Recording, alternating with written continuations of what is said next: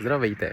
Аз съм Гинко, един обикновен човек и това е просто вашето напомняне да започнете да записвате контент. Независимо с какво извършвате, дали правите продукт, услуга или просто имате интересен живот, а да имате и скучен живот. Няма значение. Покажете как живеете с овцете, бе хора. Няма кой да ги види тия работи. Няма къде да ги види тия работи. И все пак всеки човек е интересен и вие сами ще си бъдете нишата. Това, което ти харесваш, става нишата и такива хора ще гледат това, което ти произвеждаш като съдържание. Това е един супер лесен съвет за хората, които все още се чудят дали да започна, дали да не започна, какво да качвам. Спокойно, вашите хора ще гледат това, което кажеш.